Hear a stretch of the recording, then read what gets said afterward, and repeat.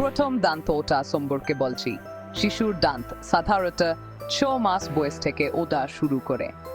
এই সময়টা বেশ মজার এবং গুরুত্বপূর্ণ বটে। এবার আসি কখন সম্পূর্ণ হয় তার কথায়। 2 থেকে 3 বছরের মধ্যে মোট 20টি দুধ দাঁত সম্পূর্ণ হয়। এটি একটি স্বাভাবিক প্রক্রিয়া। দুটো দাঁতের গুরুত্ব নিয়ে একটু বিস্তারিত বলি।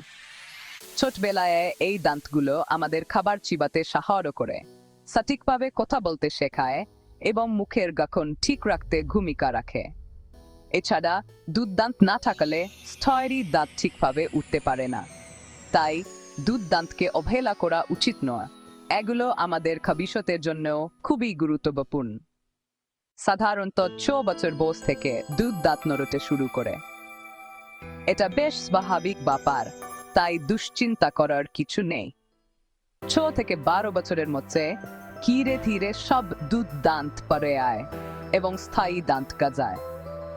এই পরিবর্তনটা একেবারে স্বাভাবিক, তাই সময় মতো খেয়াল রাখলেই হয়।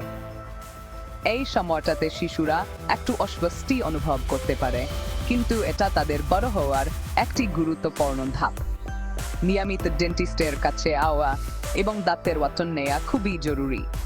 এতে দাঁত সুস্থ ও মজবুত থাকে, যা তাদের ভবিষ্যতের জন্য অত্যন্ত গুরুত্বপূর্ণ। যদি কোনো দাঁত আগে পড়ে আয় বা না পড়ে, তবে ডেন্টিস্টের কাছে আসা খুবই জরুরি।